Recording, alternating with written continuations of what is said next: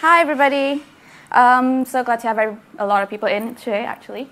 My name's Anisa Sanusi, and I am the Program Director of Limit Break Mentorship. We've just started our program this year. It's the very first year of trying it out.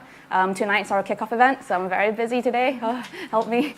And here we have our amazing panelists. I'm going to let them introduce themselves. We have Anne. Hi. Hi.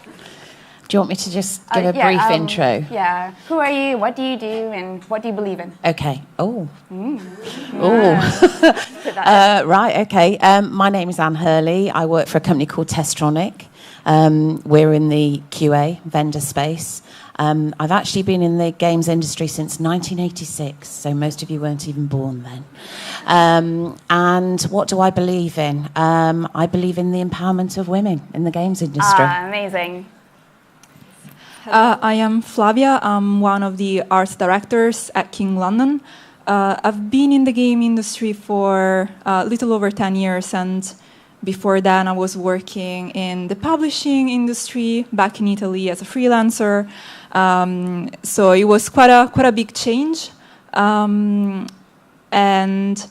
I've always been working in arts leadership, and I strongly believe in empowering women and allowing them to have a platform they can grow on. I'm Charlotte. I head up B2B events at Gamer Network. I believe in, obviously empowerment of women, girl power at all times, and I also believe that there is a lot of hard conversations around this topic that really need to be had in a public forum, in a quite a candid manner that sometimes maybe we don't get to, so hopefully that's today. Hello, my name is Jessica Saunders. I am the CEO of Salix Games. We recently released a title called Dance of Death, Black and Fae. I've been in the industry for a little over a decade as well. Before this, I was a sound designer in AAA games. I worked as a contractor. I worked pretty much everywhere. Worked for Codemasters, Lionhead, Rare, Rocksteady, Supermassive, and a couple others that I can't think of right now. So yeah, I've been around the block a bit, but I've got to meet some incredible people along the way. And in making Salix, what I believe in is making better games, making diverse games, and making a better work environment for everyone. Okay, amazing. Okay, thank you so much. So as you can see, we've got a really good panel going today. We'll just kick off with a really easy question. Anyone just jump in anytime that you want to. So how do you think women can benefit from mentorship programs, specifically by women, for women, and are they enough? Follow-up question to that is, what other tangible work can women do to get results that would favor their positions in the industry? I personally feel like women mentorship programs are essential, and women networking is essential because sometimes as women, we don't even realize what are the invisible barriers that we face at work that are preventing us to reach where we want to reach, because they're so ingrained that sometimes we just accept things as they are. And having a support network of women for women can help us seeing and being able to talk about difficult things and being able to surface questions that otherwise you would not be able to talk about. Yeah, there's a level of empathy that's missing when you're talking to someone who hasn't walked in your shoes, which is why I think a lot of women want that mentorship from other women, especially older women. And as we've heard in the previous talk, not a lot of that. Yeah. So Jessica. So you've been to a whole lot of different studios. Do you see a certain pattern when it comes to women getting promoted or maybe not in all the different companies? It's my time in the industry has been very strange. My first company I worked at, I was one of 3 women in the company out of 100 men. I was the only female developer on team. One was female front of house and a female producer. I was the only one actually making in-game content as a sound designer. My last big studio I was at was Rocksteady on Arkham Knight, and there was, out of a team of like 150, there was 12 women. I think 12 or 13 women on that team actually working as developers, with 4 or 5 working as front of house. We did have women in very high positions. Not quite. I think Selene might have been head of cinematics, and women were getting promoted. They were getting promoted, but the problem with the big studios, and this was something that wasn't mentioned in the previous panel, which I think is really, really important. The industry itself is broken, and the way we make games is broken. We're boom and bust. We hire in contractors and we let them go. I've worked with a lot of incredible women, and the network I've made is a lot of women. Like with my studio, at its biggest, we were 50% women, and that was out of a team of 30. So I had 15 women, 15 men, and it was amazing. And I met those women through my time contracting. They were basically just pulled in my friends. It's like, Joe, do you want to come work with me? Sarah, want to come work with me? And they were like, yeah, sure. And they were all free because studios were shutting down. And they were shutting down, or their contracts were ending. And this happened to me as well. Every studio I went to, Codemasters, Rocksteady, Lionhead, I was like, I want to stay. I want to stay. I love it here. I want to stay. And all my team members were like, we love you. We want you to stay. We want you to stay. Oh, no, the project's over. We don't need you anymore. Bye. And they'd let go 15, 20, 50 people, half the studio. And one of the biggest issues now is the amount of games courses. When I started working, there were no video game courses. Now there's, how many? 100? Per university. Pardon? In the UK, yeah, per university. In the UK, there are currently 220 universities delivering games-related programs. There we go. So out of those, you're getting 100 students, and they're all applying. And there aren't the jobs. They do not exist. And they're telling these kids to go out and build their own companies and make their own games. And they can't afford it because they have absolutely no concept about how much video games cost. So there is almost no chance for them to get promoted because the industry isn't working that way anymore. So, yeah, I have a lot to say on this subject, so I'm going to pass the microphone over. So, Anne, how do you feel the industry has changed from your time? Well, I was really fortunate when I joined the industry because I worked for a company based in the Midlands, and it was actually a husband and wife team, and the female part of the partnership was incredibly strong and built up a really strong female management team. So when I first came into the industry, I just felt that was the norm, which was incredibly fortunate. And so this lady took me under her wing and she mentored me. So that's how I learnt how vital it is, how important it is. The key thing was, it wasn't about managing me. It was about all of that stuff outside of managing a person. It's great to be taught skill sets. Mentoring is really about how to deal with your feelings, how to react in certain situations. And I think the key thing about mentoring, and this is what, I've shared with young women throughout my career in the industry, is that it's okay to be yourself.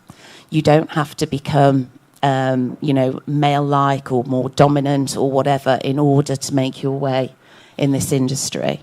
So mentoring for young women is absolutely key, because I think that it is about having the confidence in a meeting room and, realising that, you do have your say.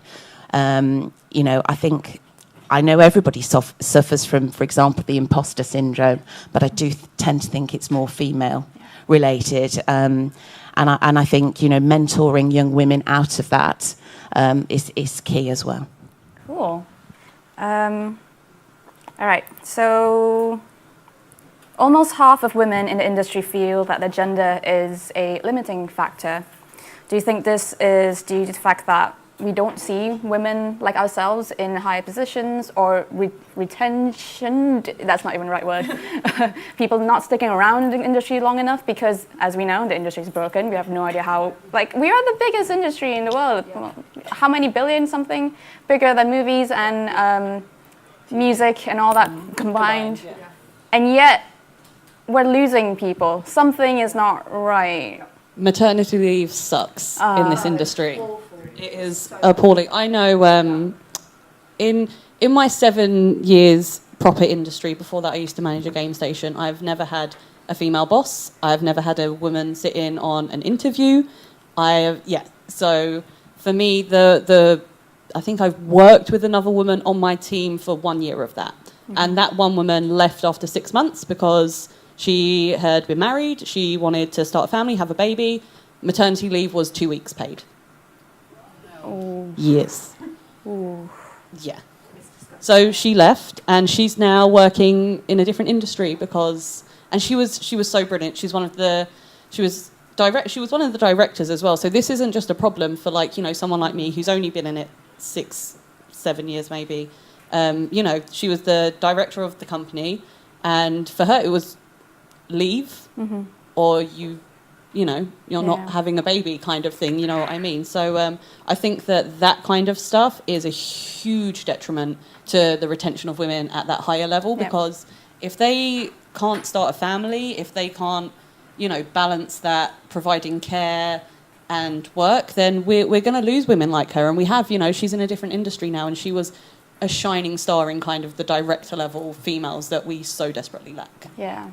Absolutely, and also I want to add to that companies should also look at what happens after women come back from maternity leave, because I've seen women I used to work with taking long maternity leaves, and that's great. Companies allow them to take these long leaves, but then when they come back, actually, their job is gone, and they are not redundant officially, but what they used to do is not available anymore. So they'll keep the title, but they're pushed out nicely. So I think that should be something that companies plan properly. I think that's absolutely right. I think one thing I love about this industry and what I love about video games is the speed of which it grows and which our technology changes. Like the difference between a year and a half with the engine you use when you start and then the engine when you finish a project and what goes on. And I feel like with these women, they come back from maternity leave and they're not given a chance to get back up to speed. They're almost like, you don't know what you're doing anymore. You're old, you're a fossil now, you don't understand what's happening. And it's like, no, give them a week and they will understand what's going on. Like, these are incredibly smart women.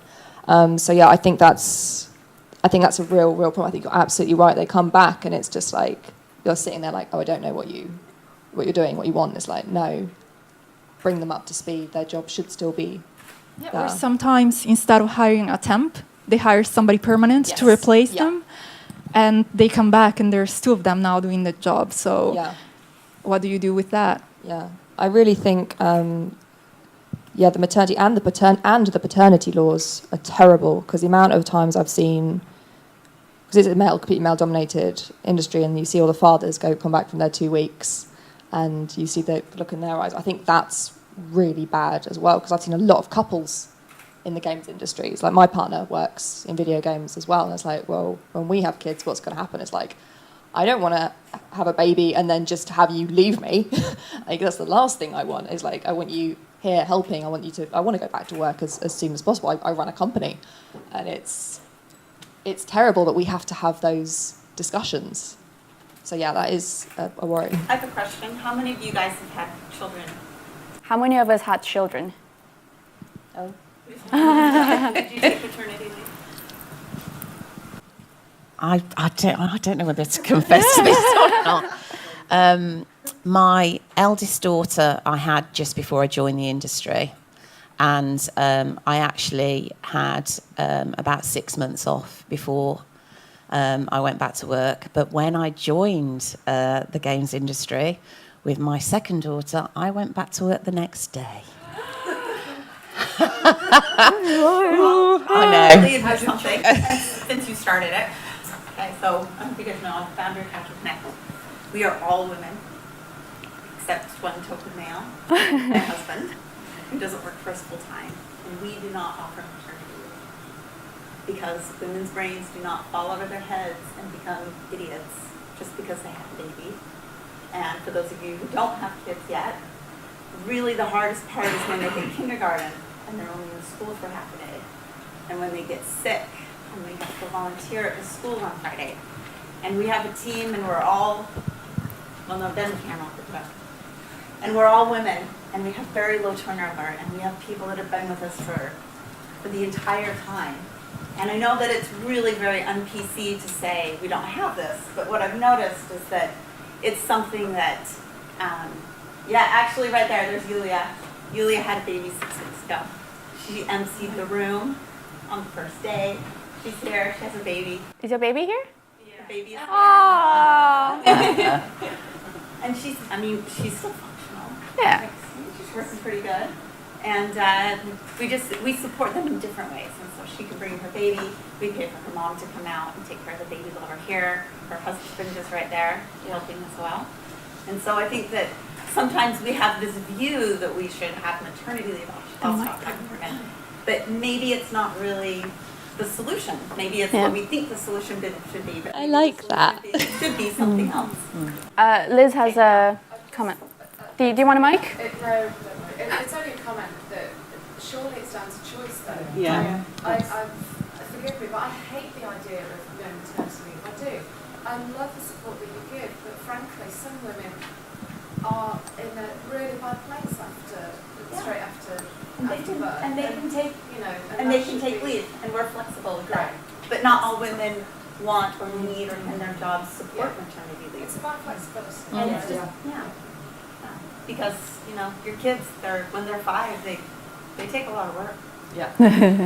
Yeah, because when you have a baby, you're stuck with it for it. You're stuck with your firstborn for at least 18 years. Anyway. I mean, yeah, I'll be honest, I've always wanted kids, but now I'm just I don't know. I really don't know. Well, anyway, that's not for this panel. Yeah. Cool. I think bottom line is that we do want more flexibility and to give women the choice to take leave when they want to or when they need to. And also, we have so much support for new people coming into the company, like an onboarding system, but we don't have it for women who are coming back from maternity leave. That's a huge issue. So yeah, anyone who's running a company, take note. Okay, women in the industry feel more is needed to help women establish their personal brands and find their voice in the industry. Who do you think would be the best to be the one providing that support? Women themselves, or do you think men in positions of power could help a bit more? Go on, anybody? I think anyone can help them. Yeah. I can count, when I was working in sound design, I can count the amount of female sound designers I know literally on one hand. So everywhere I worked, my superiors were male. And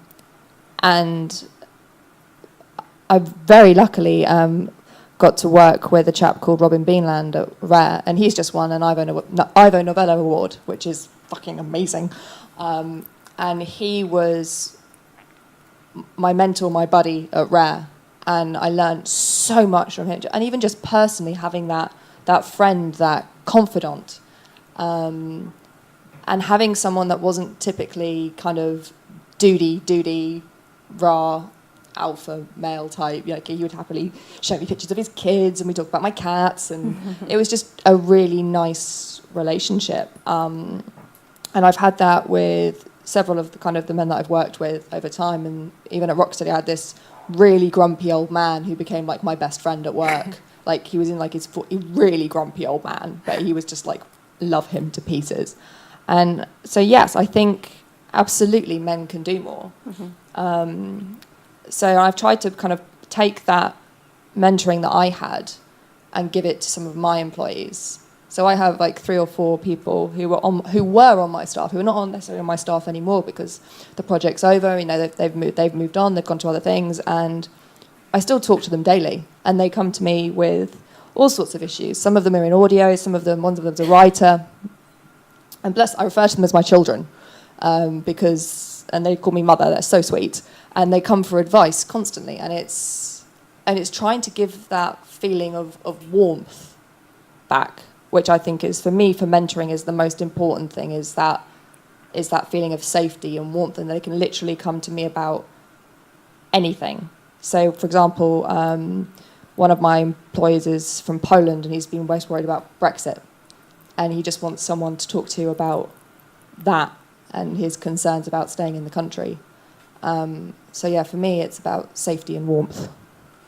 I think that it's such a systemic problem, because I think that the onus is on our trade media outlets. As someone who works in the event side of that space, not in the editorial side, I think it is so important for these sites and to give profile to more women. But unfortunately, when it's E3 in 2 weeks. And all of the people, the big three interviews that everyone wants to get are all white men, But when you go there, you don't, when you look around, when you're, I would say people like us who are kind of you're in the lobby of the Marriott, and you see that it's an incredibly diverse place to work, but you never see these people, on the front page of, one of these sites, or on the, the cover of a magazine, When I see women on the front covers of these magazines, it's for a special issue, you know what I mean? Or there's 3 women that they put on the cover. So I think that, and I know journalists, they do have an incredibly hard job as it is, trying to cut through the amount of input that they get. But I think that they need to there needs to come a point when it's okay, yeah, Phil Spencer is the guy, but who else could we be talking to, that has a different perspective and isn't just yeah, it's going really well, everything's great, because, if we keep on hearing the same people, the people that are kind of trying to break through and, have that representation for people like us to look at these sites and be oh, cool, that's really amazing. I didn't know that, this woman was a narrative director of this really cool studio that's making very interesting projects. It's kind of when these big shows comes around, it's the same people again and again and again and again. And, they don't need any help raising their profile. They're on the main stage, they're all eyes are on them. So I think that if the media kind of did a bit more in terms of even if they want to speak to a specific studio, it's can we not have another white man? Can we not? Because, I feel there's a specific games industry problem where we have superstars, a name to attach to either the company or the game, when really, in reality, we have a team of 500 people on a single game. Exactly. You could literally pick any of those 500 people, send them to media training, and then, go do interviews. Yeah. And you have, different people every time. Yeah. But Randy Pitchford keeps on getting, Just a quick question that might be a little bit controversial, but how many of you get invited to these sort of events and talks and perhaps want to talk about the game that they're working on and want to talk about other aspects, but get asked to talk on the diversity panel and the women's panel and that constantly? Yeah. Yeah. I am woman slash woman of color. I get doubled. I was hey, how many women? And yeah, there's a huge issue with diversity in the sense that when people try to get diversity, what they tend to mean is we want more white women, please, and then we don't have enough women of color in certain panels. I'm sorry, and just things like that. Yeah, so I was talking to a diversity officer in a company in San Francisco, and he's a Latino gay man. And he was just yeah, every company that I worked in, whenever we talk about diversity, the people that tend to benefit from it are white women. And because the industry as a whole are a lot more comfortable with white women than they are with women of color, or even men of color, it's a weird internal bias that we do need to be more conscious about and consciously kind of push back and be we need to constantly check ourselves, like, cool, because I have this problem as well, because, with my mentorship program, I asked for mostly women to apply as mentors, and women of color were not stepping up. And even the ones that I was pushing for, I was like, hey, could you be a mentor for my program? And they're like, I don't have enough experience. I'm like, God damn it, you do. Please. Yeah, I know. Half of the emotional burden is on ourselves to even just big up each other. To be like, yeah, you can do it, You can go do that talk about your game. Go do that talk about your company. And I think part of the problem is also, generally speaking, men usually don't have the same amount of, they have a lot of confidence about selling themselves and selling how amazing is the work that they're doing, and we are always like, I don't know, should I apply for that? Am I good enough? I don't know, I'm not gonna try. And I think that's why also it's important to have a mentor or a women's network, because we can back each other up and going like, you know what? No, you can go for it. Go try and submit that GDC talk. Because I think that part of it is that we almost don't even try sometimes. Mm-hmm. So I'm going to segue that into, there is a theory about the power of the pack, in which women who support other women are more successful. Has this been true in your experience? And how can we transmit this message to other women that cooperation is stronger than competition? I'm going to say completely and utterly, women that support women are just the best. My closest friends in the world are women I've met in industry, and we're all across different disciplines, and we have been each other's rocks throughout everything, throughout hiring, firing, crunches, everything. And if it wasn't for that, oh my God, everything's going to hell, let's go outside, have a 5-minute cigarette break and just rant at each other and support each other, and then go back into it, head back, okay, let's go. I think we both would have crumbled a long time ago. Because you do need that support network, and women are amazing, and women are so much better at empathy and support than men are in general. Like, I go to my male friends for support, and I'm just like, oh my God, and they're just like, they're kind of like, they're there, and they kind of panic a bit, and like, your female friends just kind of get it more. And it's the old saying of like, you'll never meet a nicer bunch of women than drunk in a pub loo, and that everyone tells everyone they're beautiful, they're wonderful, they're fantastic, and it's just amazing. And I found women in industry pretty much as a whole do that for each other. Like, every time I've had a new woman come in and work at a company, I'm like, oh my God, friend, be my friend, come here, be my friend. And it's been amazing. So yes, I absolutely believe in the power of the pack and networking and just collecting people with incredible talent and incredible personalities, because you're going to need those people later. You're absolutely going to need those people later, and they're awesome, so why not? Anne, have you experienced something similar? Yes, and totally echo what you say.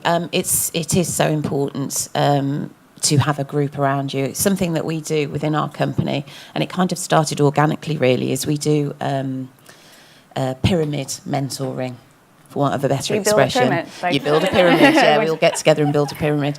So basically, I have 2 or 3 women that I mentor, and in turn, they're doing the same, and so it spreads out. And it's not such a big thing because it's only 2 or 3. And then that means that everybody's getting that benefit. And so kind of under the wire, we're creating the power of the pack. And I really like that. It's not structured. It doesn't happen at certain times in the month. It's when somebody gets on Skype with you or picks up the phone when you're needed, basically. And it works both ways. So, yeah, I totally agree. See, I'm really sad because I wish more than anything that there was something like that for me, but it is in my department, in my place of work, it is so male dominated. Like, there's one other woman technically on my team, and she lives in Kansas.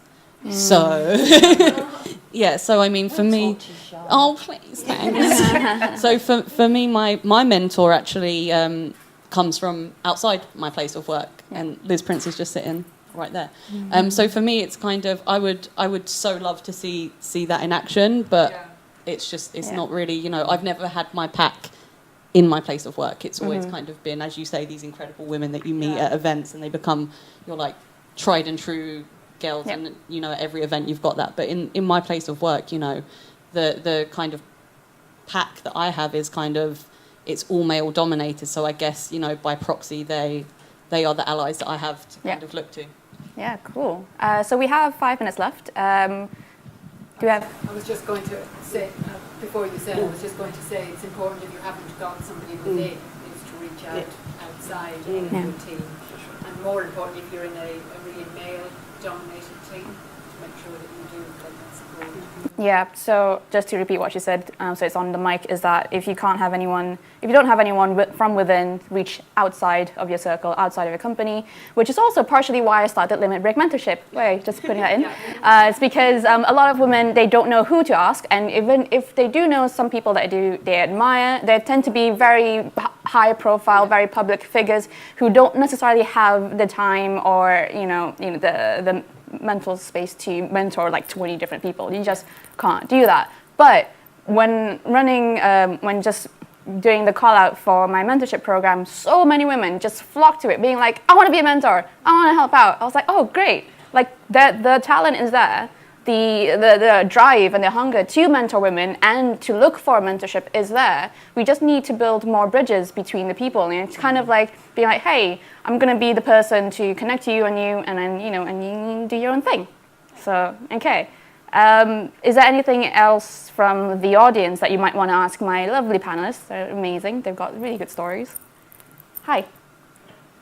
So this was kind of touched on earlier, that at one point, so we're told that if we want promotions and raises, we have to basically become more masculine in how we assert ourselves in our environment. But I was reading an article a while ago, and they did a study. I'm really ashamed to say that I can't remember anything about, where I got the article.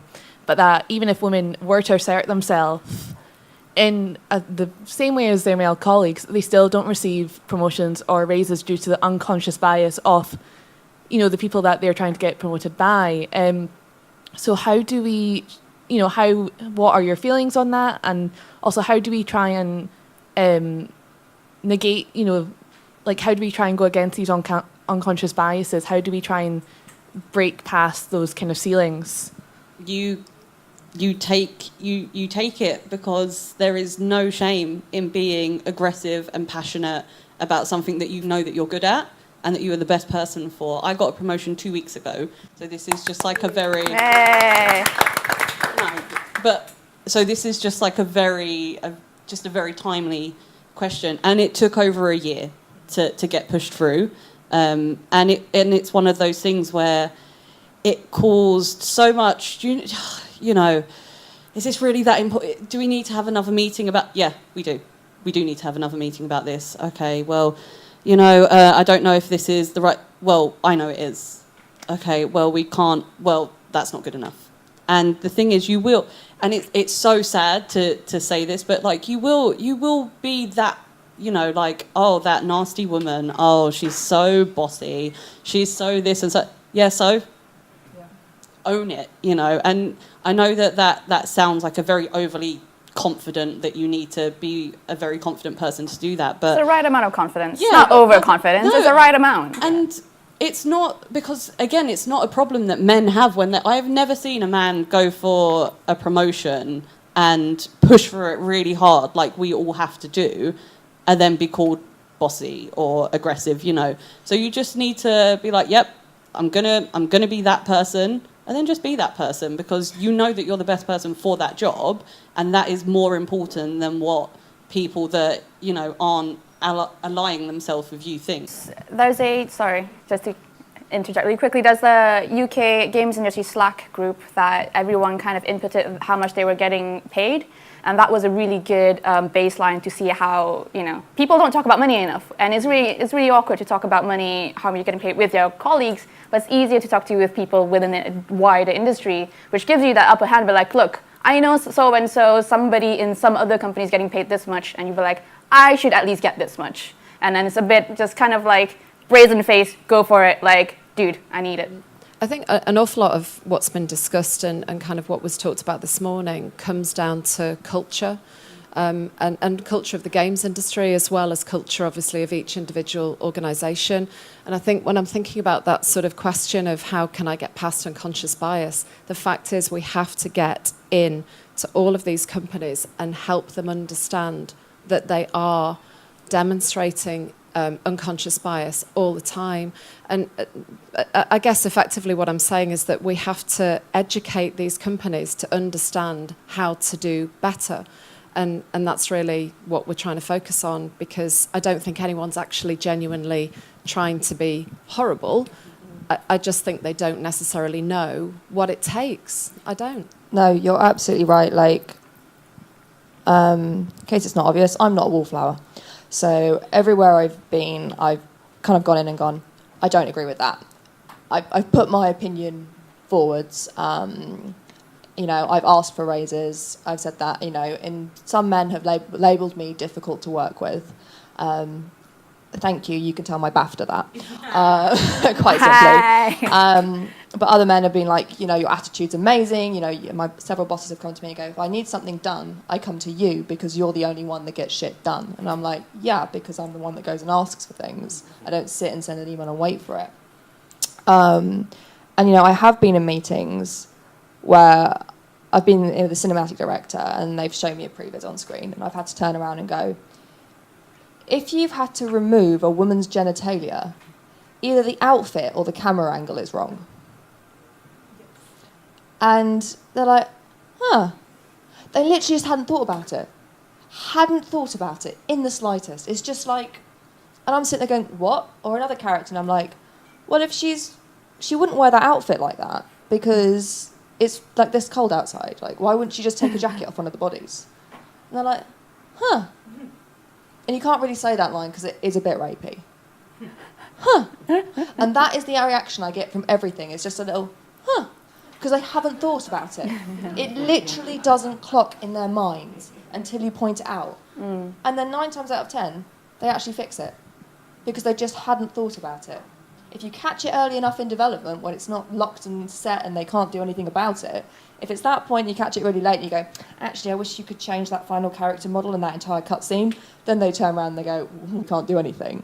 But if you catch it early enough, and that's the beauty about being audio, is that you can see you're involved in everything very early on, you can turn around and go in the script or the placeholder dialogue going, that line is terrible, it needs to go, or this, you can do it. So, you know what, I think that's the business case for having diversity in your company so that you're not redoing work. Yes. I had to catch something as well recently where someone was making a logo that looked a bit too much like the rising sun in Japan, which is very offensive to Koreans, by the way. Yeah. And again, the logo was made by my white male colleague who obviously don't know the sensitivity of such symbolism. And I'm like, mate, don't put that in. Like, Disney, Pixar had to re-render their scenes when they did it in one of their movies. So we do not do this either. And just, a few other, like, interesting dialogue. We had a character that was a character of color, and the dialogue was something about stealing a car, and we're like, ooh, don't. Oh my God, don't get me started on early conversations and character development and stuff. It's just, my partner's a writer for video games, and the horror stories we talk about, it's just like, we're going to do this with this character, or casting characters as well, and it's just like, well, maybe that really intelligent black medic character should have, like, you know, a posh British accent. Oh no, you're going to make her ghetto. Obviously. No. Oh my God, why? Yeah. And it's just, you need diversity in the workroom. It is vital, because then you can have these discussions and you have people turning up and saying, this is wrong, we can do better. Yeah. I think it was just to contribute from a man's perspective, maybe useful. I don't know. I've got a story to share to you about career development and promotion. I think it's an interesting story, and then this triggers a question at the end. I founded a company in Rome, 2006, or better, I co-founded. We are 2 men founders. This company, digital company, with the ambition to be global very quickly, and we became international pretty quickly. But after 2-3 years, I mean, my management team around myself and my partner Claudio, we had, I mean, other 8 top managers, all men, all Italians. Although, I mean, the company was already pretty international with 10 offices around the globe. So we asked ourselves why this is happening. I mean, basically because the spontaneous promotion trigger was originated by men favoring other men and so forth. So we decided to create a program, a company program with the target setting really in January, and objectives very clear, very measurable, and yearly appraisal February every year with this target setting appraisal and everyone involved. To make a long story short, after 2 years, the management team was based by 11 people, and there were 4 female and 7 men, and 3 or 4 international out the total. So it was a clear, I mean, understanding that something has to be addressed in terms of making more objective. And this was a startup. I'm not talking about, I mean, British Telecom. So the trigger for you, I mean, is that I do believe mentorship and mentoring is very important.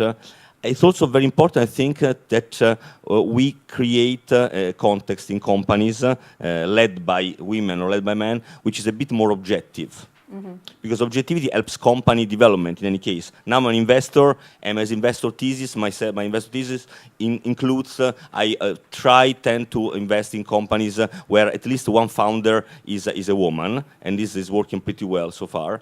But I mean, again, how much you believe objectivity is important in this, because objectivity is something which is across the board, across diversity, and helps diversity grows up, because there is a common ground and a common matrix to measure this. Thank you so much for that. Hi. Oh yeah, okay, so we do need to end the panel now. So thank you so much to all my panelists, Jessica, Charlotte, Flavia, and Anne, and I'm Anisa, Limit Break Mentorship. Woo. Okay, thank you everybody. Thank you. Yeah.